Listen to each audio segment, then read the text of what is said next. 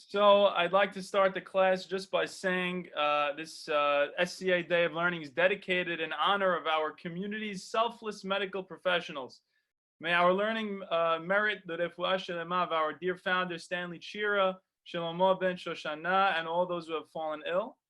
And I know, of course, this is a very difficult time for a lot of us. You know, we find ourselves really kind of like a stormy wind has just come and blown us over. We don't even know what hit us. That's kind of how I feel. It's how I've been feeling. And, you know, all of our plans, you know, whether I want to take my test or you have business deals going on, we really feel that there's something that is just coming out of nowhere and taking over our lives. And I think in a time like this, the best thing to do is really just turn to introspection, turn to the question of how can I grow from this? This is all of these challenges in life are always going to be opportunities for growth, opportunities for seeing what did I take out of this time. And I even think, you know, right now, whoever you're spending your time with in your house, whether it's your kids, it's your parents, for me, you're going to miss this one day. There's a great Western song, you know, you're going to miss this. This is a special time. You're going to look forward. One day your kids are going to be married.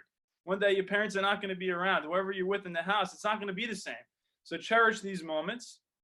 And I hope that this class that we're about to delve into will address ideas that are really pertinent to coronavirus, pertinent to the things that are going on today.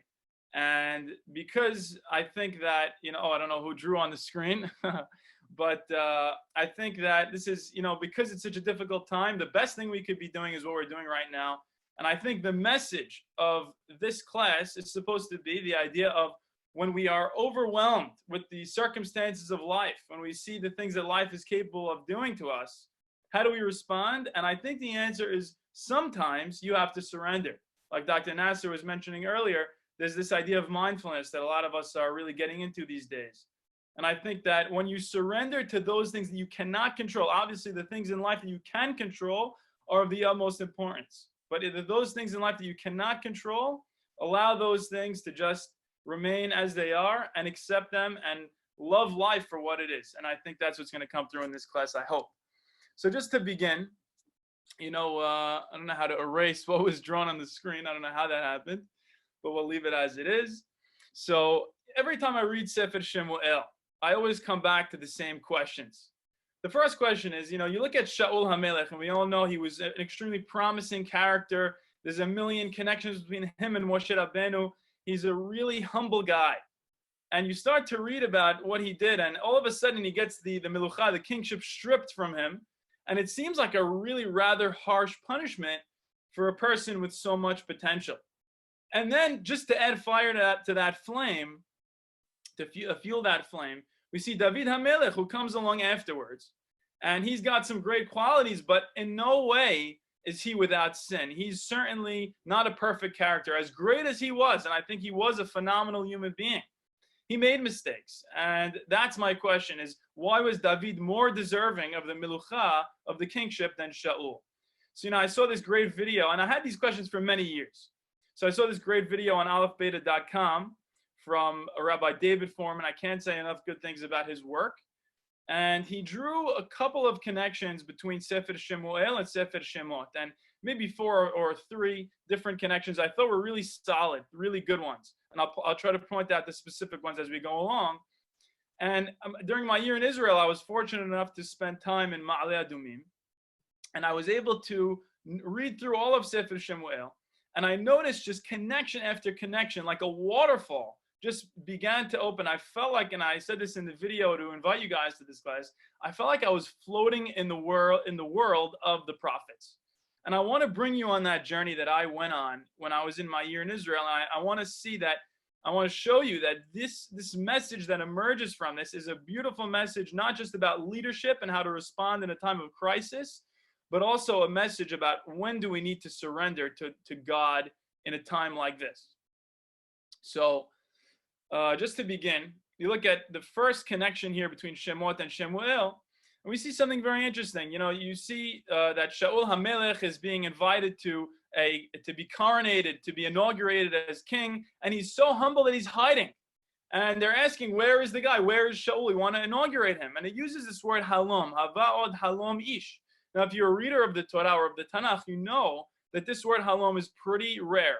And it's so interesting that specifically one of the famous times that it's used is by Moshe Rabbeinu, when Moshe is getting inaugurated as a prophet. Very similar concept going on there. So Moshe also, it has that word halom. So we're seeing there's something about Shaul that's supposed to remind me of Moshe. It's supposed to remind me of the humility of Moshe, because that's who Moshe was really at his core, at his essence. We know that from the Pesukim. And then we start to read, okay, so now Bnei Israel asked for this king. They decided they didn't want only to have God as their king. They didn't want to have the situation only with God and with a prophet. And they decided, let's have a king like all the other nations surrounding us. So once that's established, we get to see, very interestingly, the response of God. But before that happens, Shaul has his first test as king. Shaul's test as king is to see if he could defend a certain group of people within Am Yisrael who are being threatened by a nation called Ammon. And the king, Nahash Melech ben Ammon, said, all the people of Yavesh Gilad, I'm going to poke out the right eye of all their men. And this was not only a very physically disturbing thing for the people, it was also something that was completely symbolic. It's a way of showing you guys have no power over me. I'm going to assert my dominance over you. And you look at the way Shaul responded. Shaul really passed with flying colors. He defeats them. And look at the words that the Tanakh uses. And this is the real message of this, one of the messages of this class, is that when you read Tanakh, you cannot read the Tanakh unless you have a knowledge of the entire Tanakh. You're not going to gain the full depth of what it's saying unless you know everything that the Tanakh says, because it's constantly quoting itself. It's almost like there's constantly hyperlinks within the text. So the Tanakh says, they defeated the Ammon nation during the morning watch. The only other time that I know of in Tanakh that this appears is in Shemot during the process of the splitting of the sea. Then in the morning watch, God destroyed the Egyptians, and that's when he made the waters go back upon the Egyptians. And it even says, that within the Egyptian cavalry, not one was left. And it says, a very similar statement going on in Sefer Shemuel. Okay, so that's very interesting. What Shaul did right now is comparable, the Tanakh is saying, to what happened in the process of Yetziat Mitzrayim. That's who Shaul is supposed to be. And we see that he has that potential. The Tanakh is setting the bar for him. It's saying, look who he could be. He could be this guy that is such a great leader that he's showing Bnei Israel that God is capable of doing Geulot, just like Yetziat Mitzrayim. That's the promise that he has. And that the connections, of course, continue, right? The next thing that happens is the reckoning. God is not too happy that Bnei Israel asks for a king. Ideally, the ideal state of our nation should have been to have God and then to have a Navi directly as an intermediary with God for the people.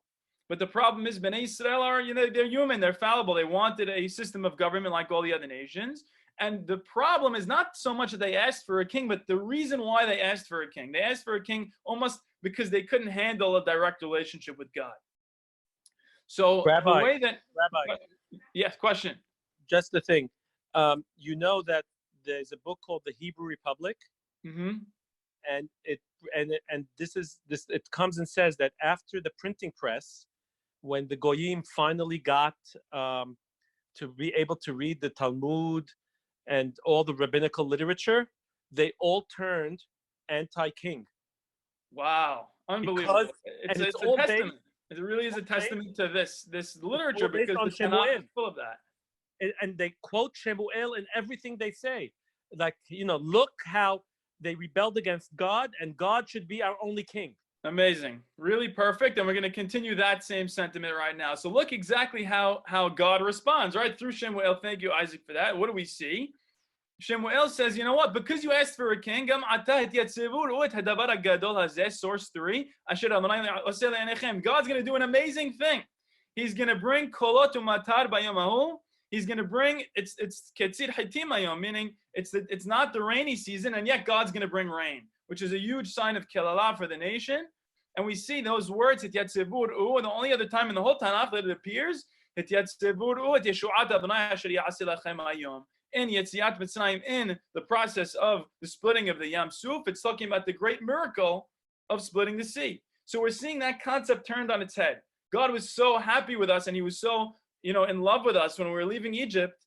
And now we're trying to put that separation between us and God here in Sefer Shemuel. It's almost painful to read that. And then this is amazing too. Vayosh Adonai bayom ahut Yisrael. Vayideu ha'am et Adonai vayaminu ba'Adonai Moshe abdo. We read that every day. We know that from Az Yashir. What do we see? And this is one of the connections pointed out by Rabbi Foreman. Right? Bayom ahu vayirach chol ha'am me'od et Adonai ve'et Shemuel. Right? Everyone was so afraid of God and Shemuel. So that's a direct connection, trying to show you that connection, right? But here, it's not fearing God out of an awe, out of an appreciation. It's fearing God because we're so afraid of what God is going to do to us out of a punishment. So it's saying, look how far we are from our real potential. The next thing, Shemuel says, you're really scared now because I just brought rain in the wrong time, but don't be so afraid, because if your king is not so bad, if he does what he's supposed to do, if he sees himself, and this is the key, if the king sees himself as a conduit for the divine, then it won't be so bad. And we see the exact same phrase from Moshe Rabbeinu during Kiriyat Yamsuf. Vayomer Moshe la'am al tira'u. Can't get better than that. You continue along. And now, just to fill in a little bit more of the story, we see the next thing that Shaul has to do is he has to fight a big battle against the Pelishtim. And again, the message that God is trying to set out immediately for Shaul is, this is not your battle to win. This is my battle to win, says God. And because it's my battle to win, if you try to win it in any natural means, you're completely missing the point.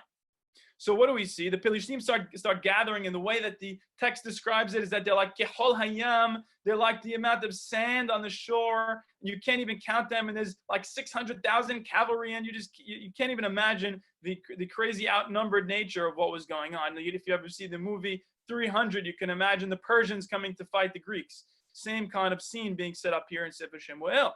So there's Pelishtim are gathering. Everyone's getting afraid. All of Bnei Israel. Everybody starts fleeing from among Bnei Israel. Right, and just interestingly enough, we see mention of the Pelishtim during Kiriyat Yamsuf, seemingly out of nowhere. Right, God didn't want to take Bnei Israel the way of the Pelishtim because his opinion, because maybe the people will defect. Maybe they'll be afraid. Exactly what happens in Sefer Shemuel. So I thought that was just interesting. Shaul counts his men. He started off with a decent amount of guys. What's he left with? Keshesh me'ot ish. He has about 600 guys left. That's nothing. That's a speck of dust compared to what the Egyptians have, what the Pelishtim have. And we see, interestingly enough, during Kiriyat Yamsuf, during the Exodus, we had Keshesh me'ot elef ragli gebarim levad mitaf of Bnei Israel. So it's saying, look, we had a couple of powers of 10 difference between what we had going on in Sefer Shemot and what we have going on in Sefer Shemuel. So Shaul is supposed to use this as an opportunity to understand, you know what? Because I'm so outnumbered, let me just rely on God. And it's a very difficult concept to grasp, but that's the way that Shemuel was trying to guide him. But Shaul, unfortunately, he fails. And what was his failure? His failure was he did not wait for Shemuel in order to bring the Korban. He brought the Korban that he was supposed to bring, but before he was supposed to, before Shemuel arrived, because he was trying to use it almost as a way of coaxing God into helping, rather than understanding, no, I can't use any kind of device to try to manipulate God into saving us. I just have to have real faith that this is God's battle to win, because this is supposed to be a Yetziat Mitzrayim type of battle. All right, so you continue to read. And that's when Shemuel tells Shaul, you know what, your Milucha is going to be stripped from you. That's it. And it's like, wow, that's a really harsh punishment. But the point is that it's a fundamental misunderstanding of what the role of a king should be. And we're going to, if you didn't get that, we're going to get back to that concept again, so don't worry. Right? So now look at source number 8. Right? It uses the word mashhit. When it talks about the Pelishtim, it uses the word destroyer. And I thought that was interesting because he uses the word mashhit also during the 10th plague, right? During Makat Bechorot, there was a mashhit. So it keeps throwing these words, these buzzwords, to remind you of the connection to Yetziat Mitzrayim. And now we see the foil of Shaul.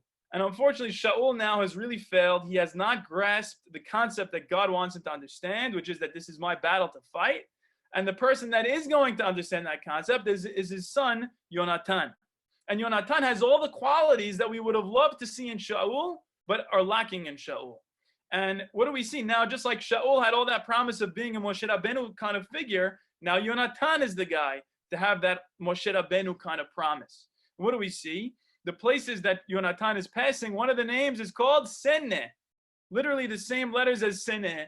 So it's the same scene that's being, just like Halom for Shaul. Again, we're being painted that same picture of an inauguration of another great leader who has the potential of Moshe Rabbeinu. Right? You look at source number 10, and just like Moshe Rabbeinu was the bearer of a staff, he was the one who held this sign with all the otot, the one that showed everybody who God was. And by the way, if you look at Rabbi Menachem Leibtag's explanation of what Moshe's sin was for hitting the rock, it wasn't really hitting the rock. It was that he didn't present the staff to the people. And that's kind of what the staff is representing. It's that this is from God. This is not from me. That's who Moshe was, and that's what he was at his best. And that's the same thing going on with Yonatan. We're going to see soon he has a staff. And he also makes otot. He also makes a sign. He tells his weapons bearer. He says, you know what? We have this tremendous amount of Pelishtim that we need to fight. And he gets the message that his father doesn't understand. He says, you know what? Says Yonatan. It doesn't matter if we're many or if we're few. God could save us no matter what. And in the end, God does save them. And it shows us, look, he's a foil. He's completely the opposite of his father. His father was trying to control everything. And he didn't grasp the concept. There are certain things you cannot control. Just like in coronavirus, there are certain things we can't control. That's what we need to understand at this time. So that's what Yonatan is getting. And amazing thing happens. He decides to fight just him and his weapons bearer against a whole group of Pelishtim. And sure enough, the Pelishtim start to kill each other accidentally. And there's a tremendous victory because of Yonatan's faith in God. You continue to read. And it says, same word, halom going on again. Everybody's melting away because of the victory of Yonatan. And unfortunately, though, right? So actually, we'll get to that in a second. This was part of the victory of Yonatan. There was a mehuma, there was a great confusion among the Pelishtim. The same word that's used in Yetziat Mitzrayim, vayahom et machane Mitzrayim, that God really confused all the Egyptians during Kiryat Yamsuf. And now this is one of the main connections drawn by Rabbi Foreman. You should know that pasuk, right? We read that every single day. So you can't get any more clear than a connection like that. That this battle against the Pelishtim was supposed to have the potential of being such a great victory, just like the victory against Mitzrayim. And then we see something very interesting. Shaul's ego comes into play. Unfortunately, Shaul starts now to, assert his own dominance and his own control once again into the situation. And he says, I'm declaring today a fast day. Isn't that funny? Does that remind you of anything during our times? We've had these fast days being declared by people. But even though, in my humble opinion, it might not be the best medical advice, you could ask Dr. Nasser if he agrees. And then we had people kind of canceling the fast. It's not really about the fast. It's about understanding there are certain things we cannot control. And maybe we're just praying and just doing acts of kindness and calling a sick person will do the trick. So right now, Shaul decides he's going to declare a fast, and he says, no one's allowed to eat until I gain victory and vengeance over my enemy. He doesn't realize this is the enemy of God. It's not your enemy. And what happens? Because Yonatan is the foil of Shaul, he's away from the camp. He didn't hear the declaration of Shaul. Yonatan goes and he eats from the devash. And what does he do? He takes, and it says the devash is al penei sadeh. Just like it talks about the man. This is another connection from Rabbi Foreman. The man was al penei hamidbar. And what was the flavor of the man? The man tasted v'ta'amo kesapihit bidvash. The exact thing that Yonatan was eating. So we're seeing, and what does the man represent? The man is symbolic of everything we're talking about. The man represents the concept of reliance on God. That's what our time in the desert was. That's what we were entering into during Kiryat Yamsuf. We were entering into a new phase of our understanding of what God is, of what our relationship with God should be. So we see with Yonatan, just like Moshe, he's the bearer of a staff, and he dips it in the devash. Vayashev yado al piv reminds me of with Moshe. Vayashev yado al hekom, and he's getting all the signs from God, and he takes his hand and he becomes sarat. Constantly now we're getting inundated with connections between Yonatan and Moshe, because Yonatan is the new Moshe. Shaul lost that status. Yonatan gets what Shaul doesn't get. The next thing, right? So now all of a sudden, Yonatan finds out he wasn't supposed to eat. The people said, your dad declared anyone who ate today is going to die. And it's interesting, that's the same language used in Shemot. And Yonatan says, I don't understand, Dad, why did you make a fast day today? If people would have eaten, they would have had more energy to make an even greater Kiddush Hashem. They would have had an even greater victory. And look at that word, Ravetama Kaba Pilishtim, just like it says during the Shemot Parashiyot, by Yetziat Mitzrayim, Lemar Revot Mofetai Be'eretz Mitzrayim. So Yonatan is not thinking about his own ego. He's thinking about how could I make the biggest Kiddush Hashem in a situation in which I cannot control much. What can I do to control how much of the Kiddush Hashem is created? And Shaul, by inserting his ego, is actually hindering the process of making a Kiddush Hashem. Right? And then the next step is very interesting. Shaul has another test. Maybe he could kind of gain back some semblance of his glory. Maybe he can gain back some semblance of what it means to really be a good king. And what do we see? He's supposed to destroy Amalek. Now, let me ask you a question. Just based on the Pshat, forget about all the Midrashim, which are great. What does the Pshat say about Amalek? In Shemot, what do we see about Amalek? Amalek is the people that right after Bnei Yisrael ask the following question. They Bnei Yisrael say, Hayesh Adonai b'kidbenu im ayin, is God in our midst? And then Amalek, vayavo Amalek, vayilachem Yisrael b'refidim. So what that means is there's a juxtaposition between doubting God's ability or connection with us and involvement with us and Amalek, hence all the Midrashim about what Amalek represents. So Shaul now, by failing to kill Amalek, it's a very symbolic idea. And this is something I learned only through this. That by failing, it's a symbol of what he was failing to kill within himself. This was an internal battle as well. Just like he wasn't able to internally drive out the concept that God is not involved in his life or that God is involved in his life, so too with Amalek, it was an external manifestation of his internal struggle with not understanding that God is really in charge of so much of our lives. Right? So God says, Pakati Dasha Amalek, just like we see in Sefer Shemot. And very interesting, just in case you weren't sure, there was really a connection here. Just like the next thing after the Milchama with Amalek in Shemot, the next thing we hear about Yishma Yitro. So too, right before he goes to fight Amalek, we see Shaul is told, or he tells the Keni, which is the descendants of Yitro, please get away from here because you did Hesed with Bnei Israel after they left Egypt. So again, we have a juxtaposition with the Yitro people who are again a foil of what Amalek represents. So we're just seeing an inundation of connections with Sefer Shemot. All right, so now, unfortunately, Shaul does not pass the test. He fails to slay the king of Amalek and their animals, and instead he defers to the wishes of the people, of the underlings. And it's interesting because when it came to declaring a fast, he was fine with going against what everybody else wanted. So he had the capability in himself of doing the unpopular thing. But now he caves and he allows the people to go eat from the spoils. It doesn't make any sense. He's not strong where he needs to be strong, and he's too strong when he's supposed to be a little bit calmer and a little bit less tough when it comes to the earlier battle. So Shaul, he's showing that he doesn't have the qualities of leadership that we would want in a king, a person who's supposed to be like Moshe, a conduit for God's presence. Right. So the next thing we see, unfortunately, is this is not me, by the way. This is really, I think this is just the Tanakh speaking here, if you allow me to say that. The connections that we see here are a comparison between Shaul and Paro. And I think that's so tragic.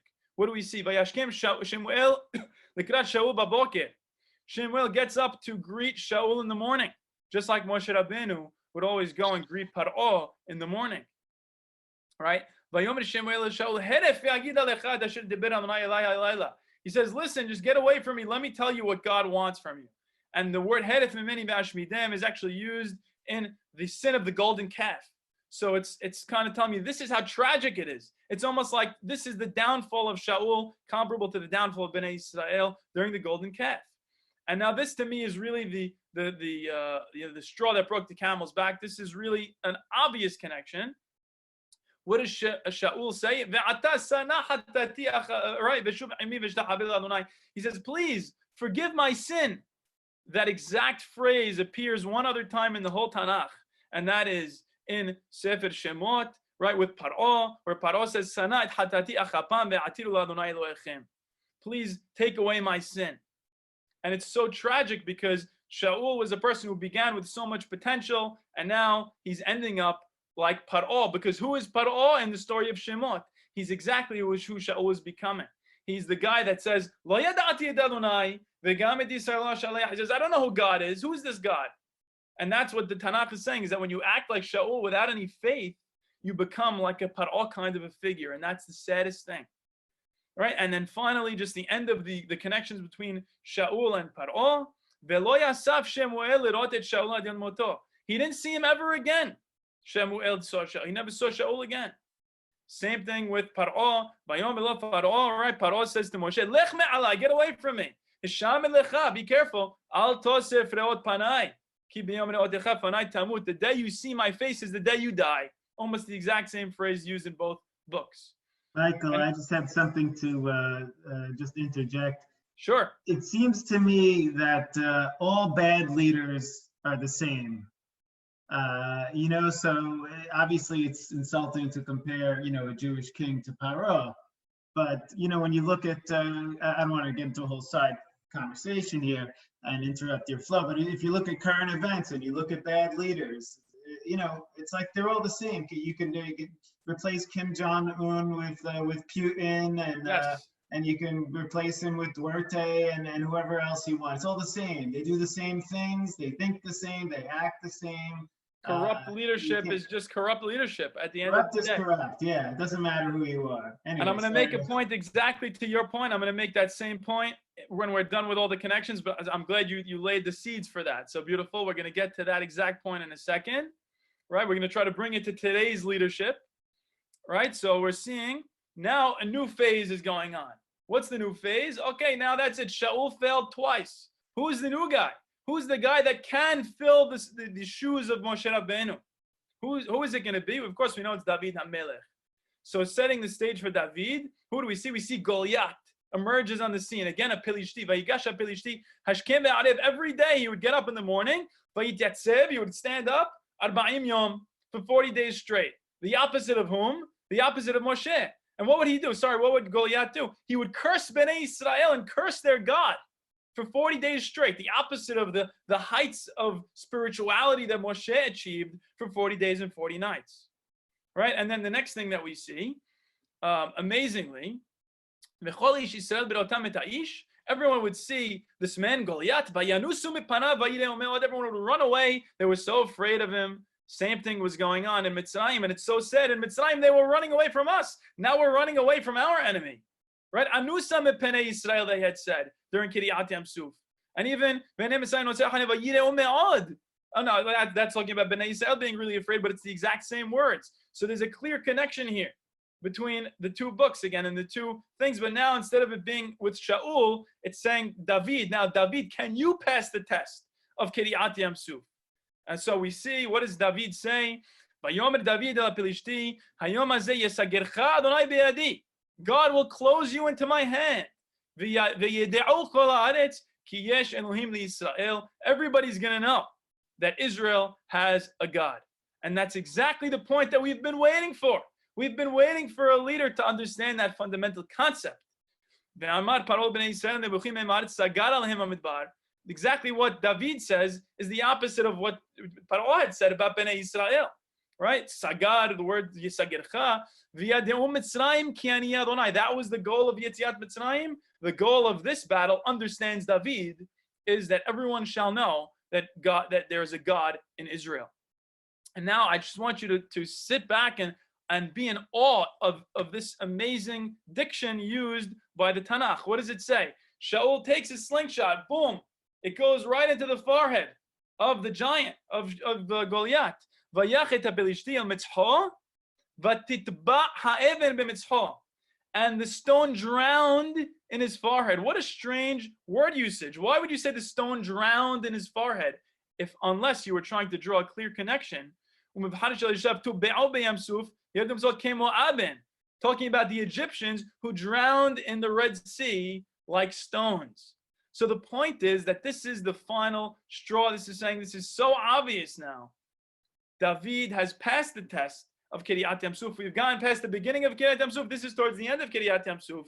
He's the guy who really established himself as a leader because of who he was in his public life, because of the leader that he was in terms of having no ego of his own, like Rabbi Solomon D. Sassoon calls the non-ego.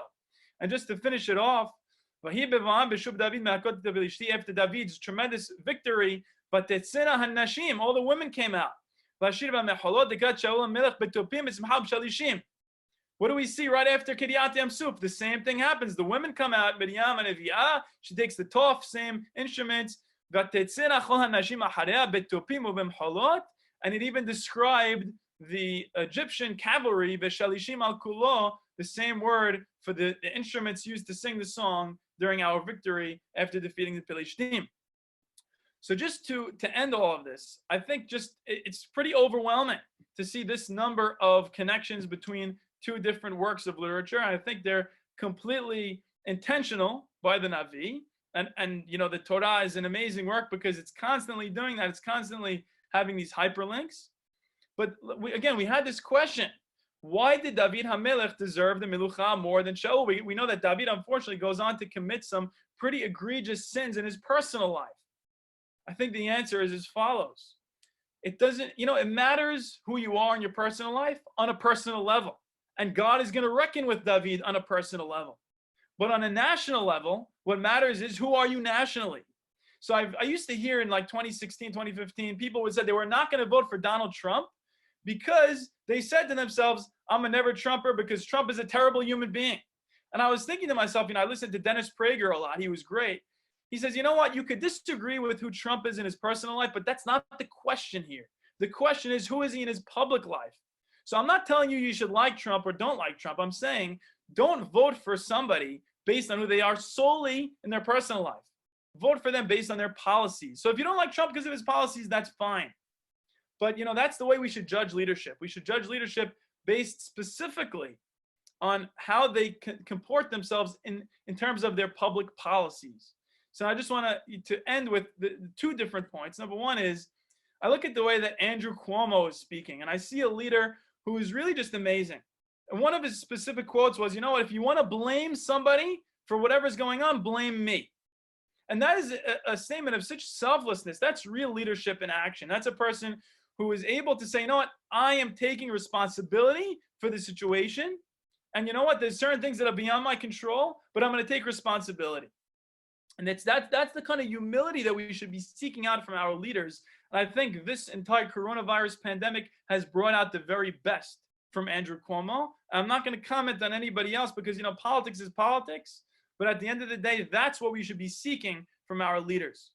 But beyond that, I think this is the real critical point. And with this, I'll end and I'll try to leave some time for questions. The critical point is, what was the message that needed to be understood by the leader? How do you be a good leader in your public life, like we were saying? The way to do that is to internalize the message of Yetziat Mitzrayim. It's to understand what David told Goliath. He says,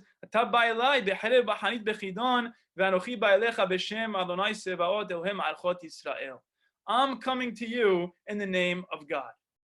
And I think this is something I never really understood. I always struggled with this. I would teach this exact class in prior years to kids around my age and even adults.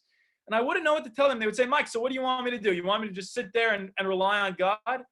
And now I think after this coronavirus pandemic, I really understand what this means.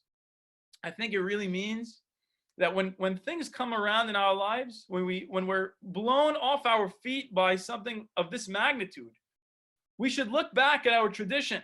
Look back at, do some introspection and realize how small we are. We're tiny little carbon-based creatures, floating on this ball, this, as Carl Sagan would say, on this pale blue dot in the span of everything, in the span of the entire universe. We're just a rock spinning in midair, and we're not going to be here for very long.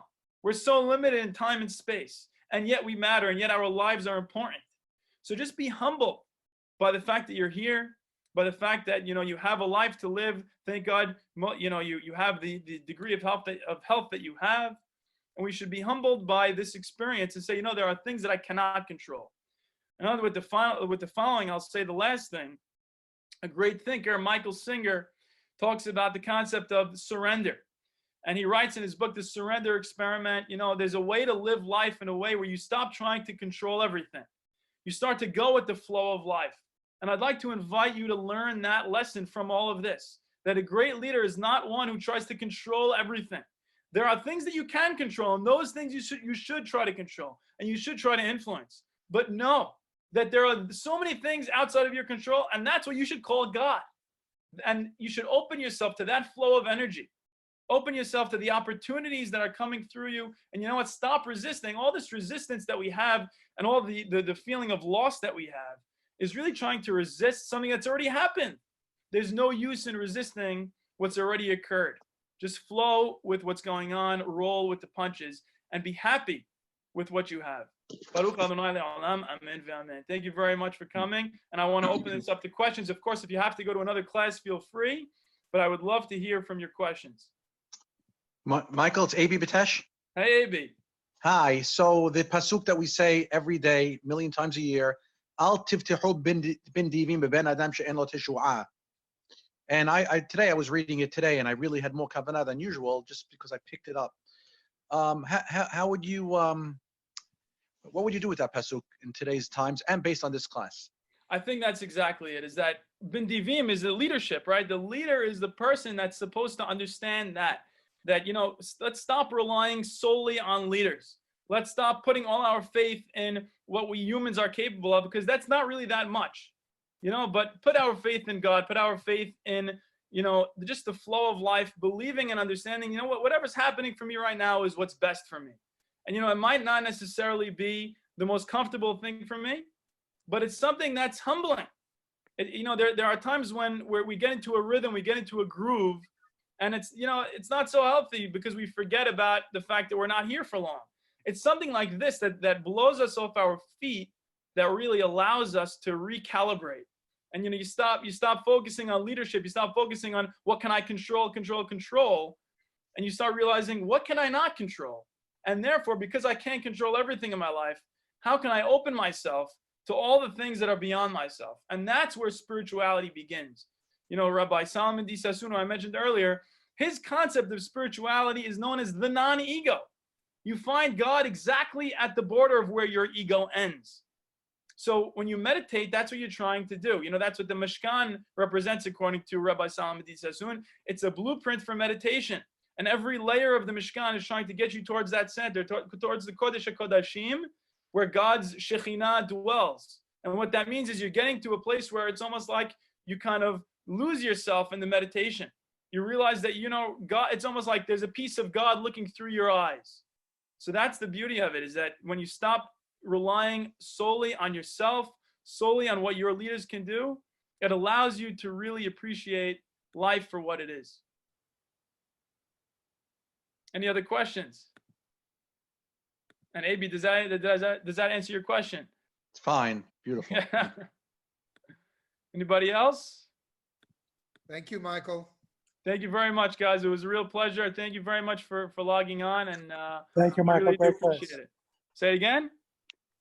Thank you, Michael. Great class. Thank you so much, guys. Bye-bye. Salamak. Stay safe and thank you. Be well. Take care of your personal self. Take care of your spiritual self during this very trying time. Thank you, Michael. Thank you. Thank you, guys.